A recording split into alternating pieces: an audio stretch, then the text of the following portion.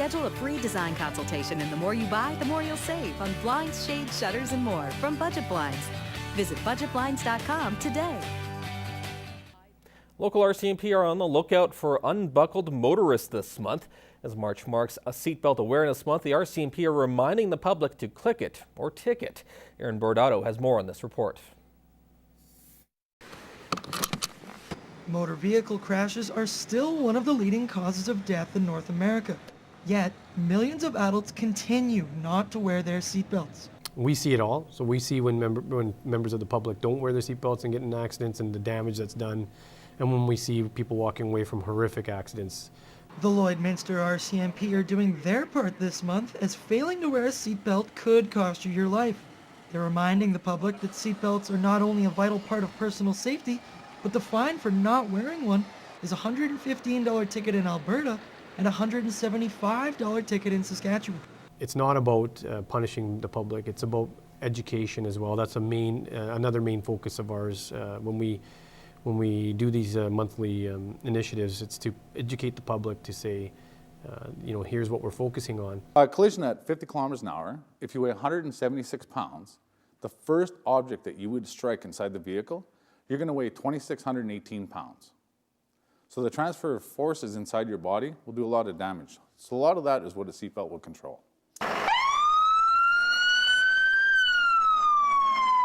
Even just one death resulting from not wearing a seatbelt is one too many, which is why seatbelts are your best defense against unsafe drivers and the single most important step you can take to save your life. So it's just another reminder to fasten your seatbelts, protect yourself and your family, and ensure that you're doing what you can to help yourself stay safe. Enforcement is just one of the many aspects that the RCMP will be focusing on. Awareness, education, and even forming proper seatbelt habits. All of this will be covered throughout the month as an attempt to remind the public that this one small strap can and will save your life. Aaron Bordato, Newcap News. This weekend, many Canadians will lose 1 hour of sleep as they spring forward their clocks 1 hour. Though losing your 1 hour of sleep doesn't excite many, as Annika Notveit reports in this week's Healthy Living, that extra hour of sunlight does have a positive effect on mood for a population that is highly sleep deprived.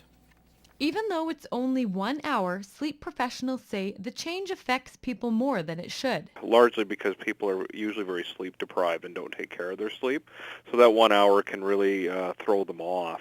Couillard says winter throws off the natural body rhythms, and the darker days with reduced vitamin D causes tiredness and fatigue. Especially when it's a severe winter like we have, and most of it's due to lack of light, because if it's dark in the morning, when you go to work, dark in the evening, when you come home, often that can definitely affect our mood. He adds largely people are sleep deprived and could use at least 20 more minutes a day, something most agreed with. No, I don't get enough. Just can't sleep. Well, that's hard to say with a baby because I already am sleep deprived. As long as I'm in bed early enough, I can manage to get through on a few hours. One tactic to get a better sleep is turning away from technology. Move the computer, TV, and smartphone out of the bedroom.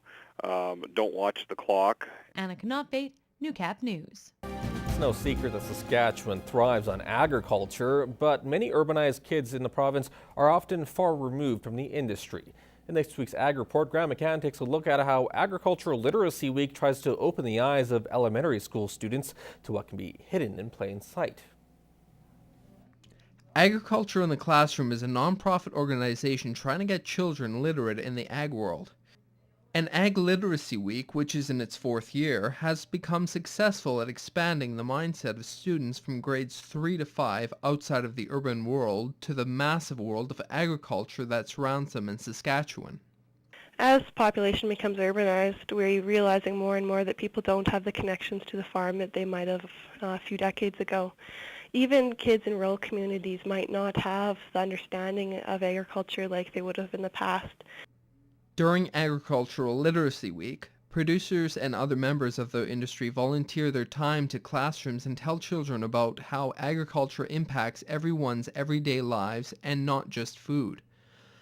Also, the volunteers tell personal stories of experience in different fields of ag and the wide variety of opportunities that there are in the industry. And this has made an impact on the way children see their potential on the industry. they start asking questions about what careers there are in the industry, and I think it opens up their eyes, because a lot of students, especially if they grow up in an urban center, they think of agriculture as just farming, and they think that's too far away from where they are right now. But once you open those doors into agriculture being so much more than farming, I think it gives them a sense that they could belong in that industry. There will be presentations at Lloydminster schools next week. Graham McCann, Newcap News.